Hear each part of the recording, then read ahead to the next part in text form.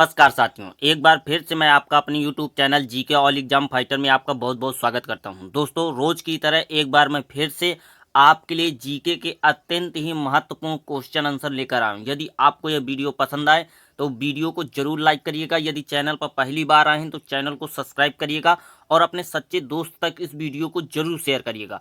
दोस्तों, मैं आपसे उम्मीद करता हूं कि आप पूरा वीडियो देखते हुए तीसों के तीसों प्रश्नों के सही जवाब कमेंट बॉक्स में जरूर देंगे। तो चलिए दोस्तों, जल्दी से हम अपना पहला प्रश्न देख लेते हैं। हमारा पहला प्रश्न है कि ठोस से सीधे गैस में परिवर्तन की प्रक्रिया क्या कहलाती है। बेहद ही इंपॉर्टेंट और कई बार का एग्जाम का रिपीटेड क्वेश्चन है और इसका आंसर हमें 5वीं और 6वीं की बुक में ही मिल जाता है। बताइए कि ठोस से सीधे गैस में परिवर्तन की प्रक्रिया क्या कहलाती है। जी हाँ दोस्तों, ऊर्ध्वपातन। तीसरा इज द राइट आंसर। ठोस से सीधे गैस में परिवर्तन की प्रक्रिया हमारी ऊर्ध्वपातन कहलाती है। हमारा अगला और दूसरे नंबर का प्रश्न नदी टॉपिक से रिलेटेड क्वेश्चन है। जी हाँ दोस्तों, यदि आपके सिलेबस में नदी टॉपिक है तो यह इंपॉर्टेंट क्वेश्चन है आपके लिए। बताइए, गांधी सागर बांध परियोजना किस नदी में स्थित है। यह प्रश्न हमारा पंजाब पुलिस में पूछा गया प्रश्न है। बताइए। जी हाँ दोस्तों, पहला is the right answer Chambal नदी। गांधी सागर बांध परियोजना किस नदी में स्थित है। चंबल नदी में स्थित है। यह हमारा पंजाब पुलिस में पूछा गया क्वेश्चन है। अगला और तीसरे नंबर का प्रश्न संविधान टॉपिक से रिलेटेड क्वेश्चन है। जी हाँ दोस्तों, यकीन मानिए कि यदि आपके सिलेबस में संविधान टॉपिक है, हर एग्जाम में एक या दो क्वेश्चन संविधान से पूछे ही जाते हैं, तो यकीन मानिए कि यही प्रश्न आपके संविधान से रिलेटेड प्रश्न आएगा कि किस संविधान संशोधन विधेयक द्वारा संसद ने मतदान की आयु 21 से घटाकर 18 वर्ष की गई थी। बताइए। जी हाँ दोस्तों, 21वें संविधान संशोधन द्वारा। दूसरा इज द राइट आंसर 61वें संविधान संशोधन द्वारा मतदान की आयु को 21 वर्ष से घटाकर 18 वर्ष कर दी गई थी। हमारा अगला और चौथे नंबर का प्रश्न है कि भारतीय सर्वेक्षण विभाग का मुख्यालय कहाँ स्थित है। Important question. यह प्रश्न हमारा यूपी टीईटी के 2018 की परीक्षा में पूछा गया प्रश्न है कि भारतीय सर्वेक्षण विभाग का मुख्यालय कहाँ स्थित है। जी हाँ दोस्तों, चौथा द राइट आंसर देहरादून में। भारतीय सर्वेक्षण विभाग का मुख्यालय देहरादून में स्थित है। चलिए दोस्तों, अगला और 5वें नंबर का प्रश्न देखते हैं। हमारा अगला और 5वें नंबर का प्रश्न है कि हिंदी हिंदू और हिंदुस्तान का नारा किसने दिया था। इंपॉर्टेंट है, आप सभी नारे कंप्लीट कर लीजिए। जी हाँ दोस्तों, एक या दो क्वेश्चन इससे भी पूछ लिया जाता है। कभी ये नारा पूछ लिया जाता है, कभी वो नारा पूछ लिया जाता है। हो सकता है आपके अगले एग्जाम में यही नारा पूछ लिया जाए कि हिंदी हिंदू हिंदुस्तान का नारा किसने दिया था। बताइए। जी हाँ दोस्तों, तीसरा is the right answer Bharatendu Harishchandra ने हिंदी हिंदू और हिंदुस्तान का नारा दिया था। चलिए दोस्तों, अब तक यदि आपने इस वीडियो को लाइक नहीं किया तो लाइक कर दीजिए। यदि आपको प्रश्न इंपॉर्टेंट लगे पूरा वीडियो देखिए। यदि बाद में आपको ये लगे कि इंपॉर्टेंट क्वेश्चन है तो आप इस चैनल को सब्सक्राइब जरूर कर लीजिएगा।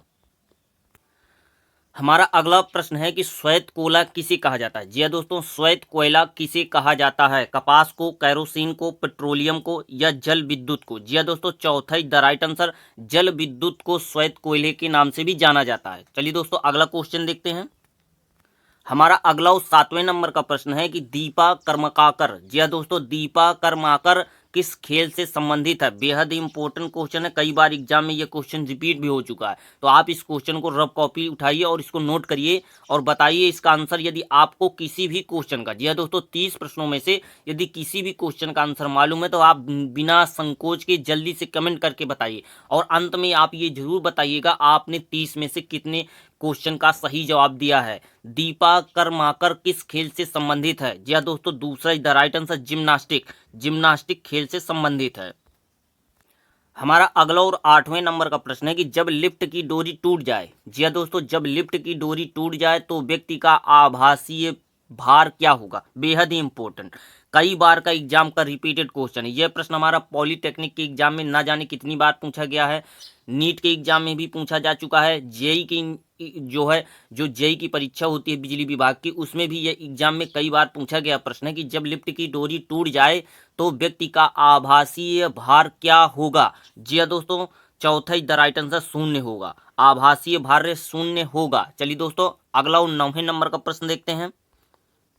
हमारा अगला और 9वें नंबर का प्रश्न है कि सबसे अधिक क्रियाशील आधातु तत्व कौन सा है। जी हाँ दोस्तों, प्रश्न को बार बार पढ़ा करिए। प्रश्न को बार बार पढ़ने के बाद ही आप इसका आंसर दीजिए, क्योंकि यह प्रश्न हमारा हाल ही में यूपी पुलिस की परीक्षा में पूछा गया प्रश्न है कि सबसे अधिक क्रियाशील आधातु तत्व। पढ़ लीजिएगा पहले ढंग से प्रश्न को, इसके बाद ही आप कमेंट में जवाब दीजिए।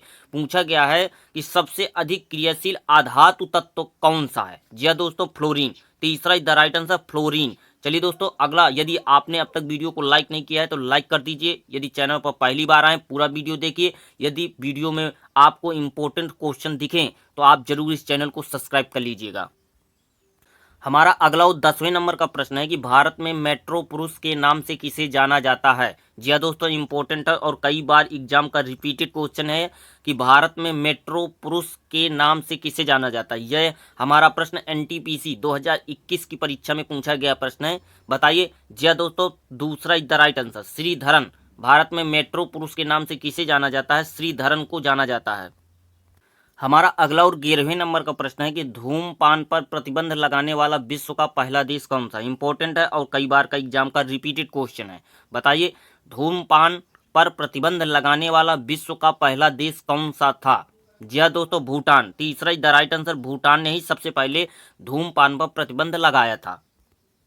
हमारा अगला और 12वें नंबर का प्रश्न है कि इंस्टीट्यूट ऑफ लाइफ साइंस कहाँ स्थित है? Most important question. सबसे पहले आप इसको पेन कॉपी उठाइए और नोट करिए। मोस्ट इंपोर्टेंट क्वेश्चन है, 100% संभावना है कि आपके अगले एग्जाम में यह क्वेश्चन आपको देखने को मिलेगा कि इंस्टीट्यूट ऑफ लाइफ साइंस कहाँ स्थित है। जी हाँ दोस्तों, भुवनेश्वर में। चौथा द राइट आंसर, भुवनेश्वर में स्थित है। हमारा अगला और 13वें नंबर का प्रश्न है कि वेल्थ ऑफ नेशन पुस्तक के लेखक कौन है? जी हाँ दोस्तों, आपको मालूम होगा कि हर एग्जाम में एक या दो क्वेश्चन ऐसे पूछे जाते हैं। आपको भी मालूम है कि हर क्वेश्चन किसी न किसी टॉपिक से रिलेटेड ही होता है। आप हमारे क्वेश्चन को ही देख लीजिए, हर तरह के क्वेश्चन का मिश्रण तैयार किया गया है, इसके बाद पूरा वीडियो तैयार किया गया है। आप देखिए, लेखक से संबंधित प्रश्न आ गया। हर एग्जाम में एक या दो क्वेश्चन ऐसे पूछे ही जाते हैं। तो बताइए, वेल्थ ऑफ नेशन पुस्तक के लेखक कौन है? जी हाँ दोस्तों, पहला the right answer, Adam Smith. Adam Smith की रचना है वेल्थ ऑफ नेशन। चलिए दोस्तों अगला 14वें नंबर का प्रश्न देखते हैं।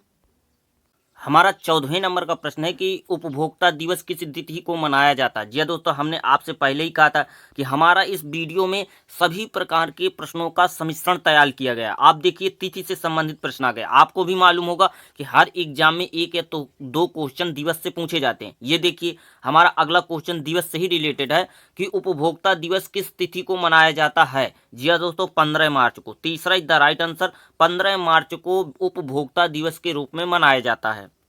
लाइक कर दीजिए, सभी लोग जल्दी से लाइक कर दीजिए। आगे और ही बेहद ही इंपॉर्टेंट क्वेश्चन है जो आपको एक या दो नंबर आपके अगले एग्जाम में जरूर दिलाएंगे। जी हाँ दोस्तों, लाइक करिए और पूरा वीडियो देखिए। यदि आप नए हैं तो यदि आपको वीडियो पसंद आए तभी आप इस चैनल को सब्सक्राइब करके आगे बढ़िएगा।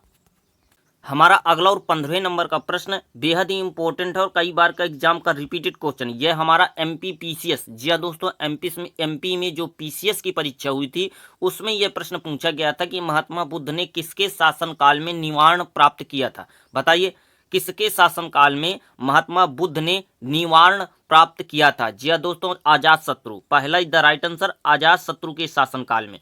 चलिए दोस्तों अगला 16वें नंबर का प्रश्न देखते हैं। 16वां प्रश्न है कि राजघाट किस महापुरुष की समाधि स्थल है? इसका क्वेश्चन सभी को मालूम होगा। जी हाँ दोस्तों, यदि आप एग्जाम की तैयारी करने वाले पुराने स्टूडेंट हैं, यदि आपको 6 महीने से अधिक का समय हो चुका है किसी प्रतियोगी परीक्षा का पेपर देते हुए, तो यकीन मानिए आपको इसका आंसर मालूम होगा। फटाक से कमेंट करके बताइए, हम इसका आंसर आप लोगों को नहीं बताएंगे। आप लोग ज़्यादा से ज़्यादा लोग इस क्वेश्चन का कमेंट करिए और बताइए कि राजघाट किस महापुरुष की समाधि स्थल है। हमारा अगला प्रश्न है कि काला शीशा किसे कहा जाता है? बेहद ही इंपॉर्टेंट। बताइए, फटाक से एक क्विज समझिए इस क्वेश्चन को और फटाक से जवाब दीजिए यदि आपको इसका आंसर मालूम है कमेंट बॉक्स में कि काला शीशा किसे कहा जाता है। यह दोस्तों तीसरा द राइट आंसर, ग्रेफाइट को। ग्रेफाइट को हम काला शीशा के नाम से भी जानते हैं। हमारा अगला और 18वें नंबर का प्रश्न है कि दिल्ली सल्तनत की आधिकारिक भाषा क्या थी? बेहद ही इंपॉर्टेंट और कई बार का एग्जाम का रिपीटेड क्वेश्चन है। यह प्रश्न हमारा यूपीएसआई में, जी हाँ दोस्तों, 2021 में यूपी में एसआई की परीक्षा हुई थी, उसमें यह प्रश्न पूछा गया था कि दिल्ली सल्तनत की आधिकारिक भाषा क्या थी? जी हाँ दोस्तों, फारसी। तीसरा द राइट आंसर, फारसी भाषा थी। चलिए दोस्तों अगला क्वेश्चन देखते हैं। टिटनेस, जी हाँ दोस्तों, टिटनेस को अन्य और किस नाम से जाना जाता है? बेहद ही इंपॉर्टेंट है। साइंस के स्टूडेंट हमारे देखिए फटाक से कमेंट भी करने लगे। क्वेश्चन को पढ़ते ही साइंस के जितने भी स्टूडेंट थे, देखिए कितने सारे कमेंट आ रहे हैं। टिटनेस को अन्य और किस नाम से जाना जाता है? चौथा इज द राइट आंसर, धनुषा टंकार के नाम से भी जाना जाता है। चलिए दोस्तों अगला क्वेश्चन देखते हैं। बहुत कंजूसी करते हैं आप लोग लाइक करने में। देखिए कितने सारे व्यू आ गए हैं, लेकिन अब तक लाइक की संख्या बहुत ही कम है। बहुत ज़्यादा कंजूसी ना करिए लाइक करने में, फटाक से कमेंट कर दीजिए। भारत की यात्रा पर आने वाला प्रथम ब्रिटिश सम्राट कौन था? जी हाँ दोस्तों, बेहद ही इंपॉर्टेंट है। कई बार यह क्वेश्चन रिपीट भी हुआ। यूपी में यह प्रश्न हमारा स्टेट में, जी हाँ दोस्तों, उत्तर प्रदेश में सहायक भर्ती जो हुई थी 59,000 में, उसमें यह प्रश्न पूछा गया था कि भारत की यात्रा पर आने वाला प्रथम ब्रिटिश सम्राट कौन था? जी हाँ दोस्तों, जॉर्ज पंचम। दूसरा is the right answer, George पंचम। हमारा अगला और 21वें नंबर का प्रश्न है कि छाया में उगने वाले पौधों को क्या कहा जाता है? बेहद ही इंपॉर्टेंट है। सबसे पहले रफ उठाइए, पेन कॉपी उठाइए और इसको नोट करिए कि छाया में उगने वाले पौधे को क्या कहा जाता है। बहुत ही बार रिपीट किया जा चुका है। एसएससी का मोस्ट इंपॉर्टेंट क्वेश्चन माना जाता है साइंस टॉपिक से रिलेटेड, कि छाया में उगने वाले पौधे को क्या कहा जाता है? जी हाँ दोस्तों, सियोफाइट। चौथा इज द राइट आंसर, छाया में उगने वाले पौधों को हम सियोफाइट के नाम से जानते हैं। हमारा अगला और 22वें नंबर का प्रश्न है कि गुजरात में हुए खेड़ा के आंदोलन का नेतृत्व किसने किया था? Most important question. सबसे पहले 100% यकीन मानिए कि आपके अगले एग्जाम में यह क्वेश्चन बनने वाला है, तो सबसे पहले आप इसको नोट करिए। यदि आपको इसका आंसर मालूम है तो फटाक से कमेंट करके बताइए कि गुजरात में हुए खेड़ा के आंदोलन का नेतृत्व किसने किया था। वेरी वेरी इंपॉर्टेंट कर लीजिए इस क्वेश्चन को। जी दोस्तों, महात्मा गांधी ने। पहला is the right answer, Gujarat में हुए खेड़ा के आंदोलन का नेतृत्व महात्मा गांधी जी ने किया था। चलिए दोस्तों अगला 23वें नंबर का प्रश्न देखते हैं। बांस को किस रूप में वर्गीकृत किया गया? बेहद ही इंपॉर्टेंट, बेहद ही इंपॉर्टेंट। आप अपनी ईमानदारी के साथ पूरा दिमाग कॉन्सेंट्रेट करके बताइए इसका आंसर, कि बांस किस रूप में वर्गीकृत है। आपको इसका आंसर मालूम है या नहीं मालूम है? बताइए कमेंट करके। जी हाँ दोस्तों, पहला इज द राइट आंसर, बांस को घास के रूप में वर्गीकृत किया गया है। हमारा अगला 24वें नंबर का प्रश्न है कि दिल्ली अभी दूर है, किसने कहा था? Most important question. बताया था ना आपको कि हमारा वीडियो सभी प्रकार के प्रश्नों का मिश्रण है। विज्ञान से भी related most important question, GK GS से भी मोस्ट इंपोर्टेंट क्वेश्चन, और हर टॉपिक से संबंधित प्रश्न आपको मिलेंगे। देखिए नारे से संबंधित इंपॉर्टेंट क्वेश्चन है कि दिल्ली अभी दूर है, किसने कहा था? जी हाँ दोस्तों, बताइए। तीसरा is the right answer, Nizamuddin Auliya ने कहा था दिल्ली अभी दूर है। हमारा अगला और 25वें नंबर का प्रश्न है कि शरीर से निकलने वाला विषैला पदार्थ निम्न में से कौन सा? जी दोस्तों, 4 पदार्थ दिए गए, oxygen, carbon dioxide, carbon monoxide, ammonia. आपको बताना है कि शरीर से निकलने वाला इनमें से कौन सा एक विषैला पदार्थ है। जी दोस्तों, अमोनिया। चौथा द राइट आंसर, अमोनिया हमारे शरीर से निकलने वाला सबसे ज्यादा विषैला पदार्थ है। हमारा अगला 26वें नंबर का प्रश्न है कि जीव जंतुओं एवं वनस्पतियों के अवशेषों को क्या कहा जाता है? मोस्ट इंपोर्टेंट क्वेश्चन, आप इसको भी नोट करिए। संभावना है आपके अगले एग्जाम में यह प्रश्न आपको देखने को मिल जाए साइंस टॉपिक से रिलेटेड। जीव जंतुओं एवं वनस्पतियों के अवशेषों को क्या कहा जाता है? जी हाँ दोस्तों, तीसरा is the right answer, fossils. Fossils कहा जाता है जीव जंतुओं और वनस्पतियों के अवशेषों को।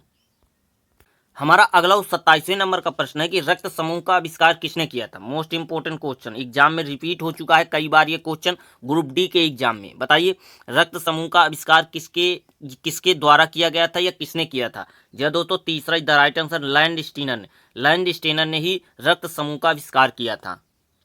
हमारा अगला और 28वें नंबर का प्रश्न है कि विकास का सिद्धांत किसके द्वारा प्रतिपादित किया गया था? इंपॉर्टेंट है, रिपीटेड क्वेश्चन है, या वीडियो के एग्जाम में यह प्रश्न पूछा भी जा चुका है। बताइए कि विकास का सिद्धांत किसके द्वारा प्रतिपादित किया गया था? जी हाँ दोस्तों, डार्विन। तीसरा इज द राइट आंसर, विकास का सिद्धांत हमारा डार्विन के द्वारा प्रतिपादित किया गया था। जिराफ वाला सिद्धांत है नहीं, जो आपको 10वीं के एग्जाम में जिराफ टॉपिक से संबंधित टॉपिक पढ़ने को मिला होगा, वही विकास का सिद्धांत है।